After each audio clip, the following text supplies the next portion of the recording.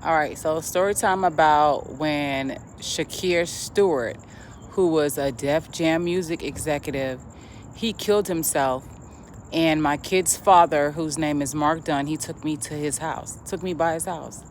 Um, I remember it. I was staying over there off of Charlotteford Road in Atlanta, and I never went to East Cobb, but he took me by his house. He lived off of I don't know why I want to say like Roswell Road or um it's a road in Cobb County. Like I know how to get there. And what's so funny is that Shakir Stewart, may he rest in peace, because I never knew him or anything like that. But um, now that I hear all the stories about Diddy and about Kim and all this stuff, that he was he was involved in their, pretty much their limelight, their life. He took me by his house. I didn't know why he took me by there, but he was like, I'm going to take you by, somebody's house. And, oh, he just died. They had it on the radio, XYZ.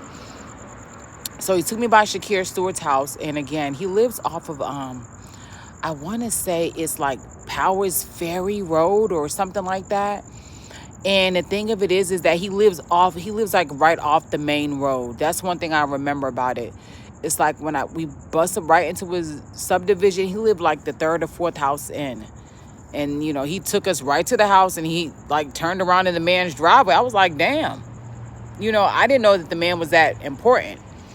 But story time about when I met Kim. I met Kim, who is Puff Daddy's baby mother. I met her downtown. I was at a nightclub off of Brady Avenue. Whatever club it was a compound.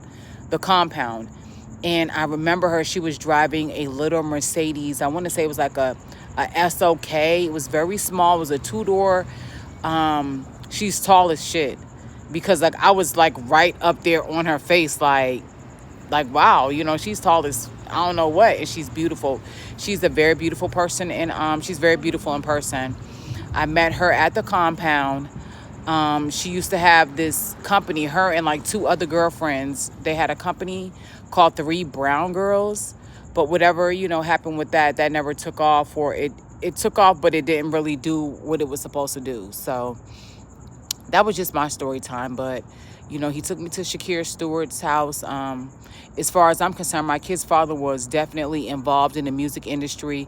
He tried to get me. He didn't want me to get in. Let me just say that. He didn't want me to get in.